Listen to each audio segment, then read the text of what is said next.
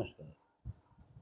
कहा गया है कि प्रथम कांड है बाल रसीला, प्रथम कांड है बाल रसीला, जन्म विवाह राम की लीला।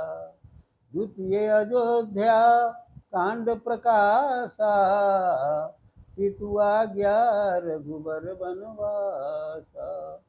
पुण्यरण्य किष्किंधा भाग्यो, जहाँ सुग्रीव शरण महराख्यो।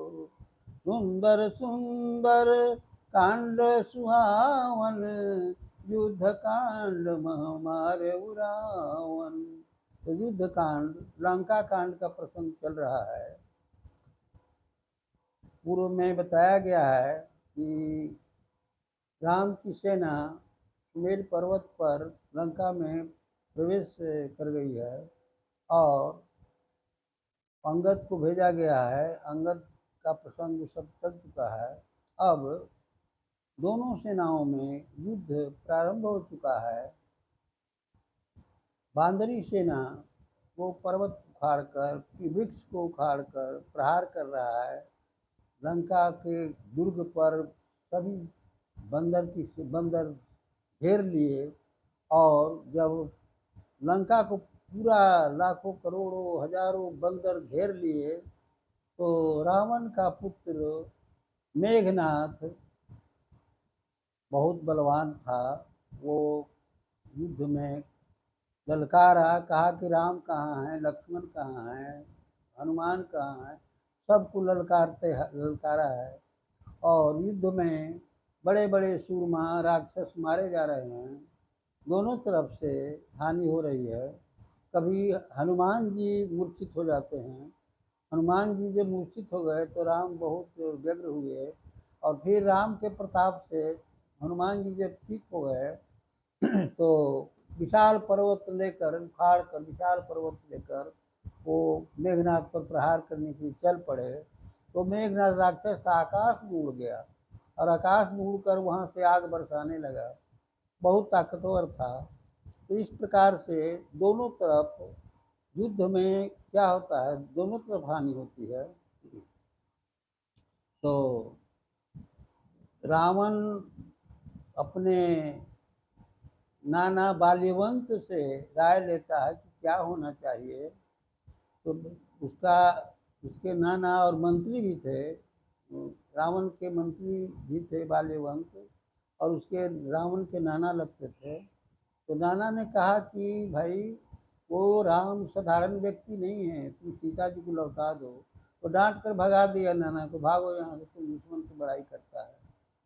तो फिर युद्ध में मेघनाथ का शक्तिबान लगा, लक्ष्मण जी से भिड़ंत हो गई।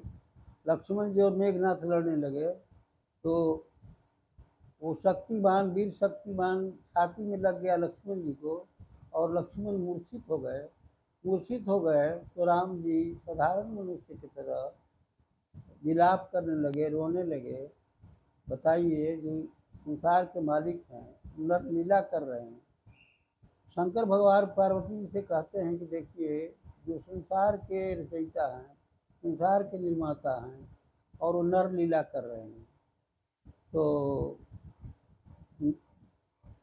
फिर युद्ध दोनों तरफ से होता रहा और लक्ष्मण जी को जब मूर्छा लग गया, शक्तिवान लग गया, तो बतलाया गया कि रावण लंका में एक सुखैन वैद्य है, सुखैन वैद्य को वहाँ से लाया जाए तो वो उपाय बताएगा ताकि लक्ष्मण जी का प्राण बच सके। तो रामायण में दिया है कि घर समेत, खाट समेत नहीं, पूरा घर समेत हनुमान जी ला करके यहाँ रख दिया। यही नींद टूटती है सुखैन वैद्य को।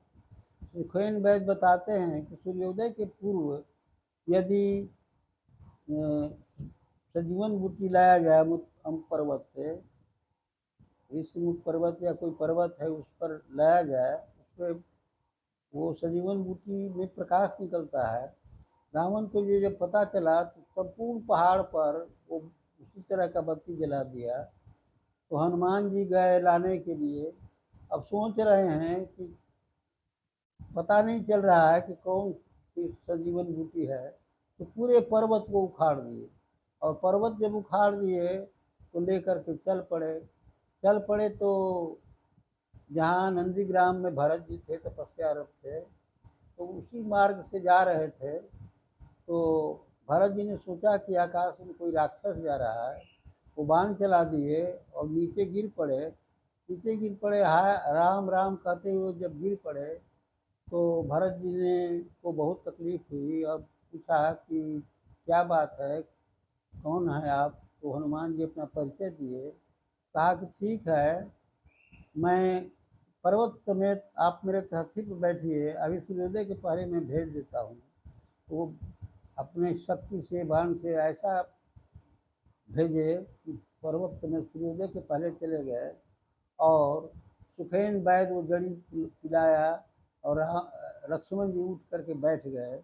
उसके पहले उन्होंने विलाप किया था राम ने साधारण मनुष्य की तरह कि सुत वित नारी भवन परिवारा, हो ही जाहि जग बारहि बारा। पहले ही उन्होंने विलाप किया था कि ये परिवार बार बार आते हैं, लेकिन मिलई न जगत सहोदर भ्राता, अस विचार जिय जागहु ताता, मिलई न जगत सहोदर भ्राता। लेकिन उस भगवान की असीम कृपा हुई, उनकी कृपा से दया से वो सुखेन वैद्य को लाया गया और वही जड़ी से उठ करके बैठ गए। इतना ही कहकर मैं अपनी वाणी को विराम देता हूँ। श्रोताओं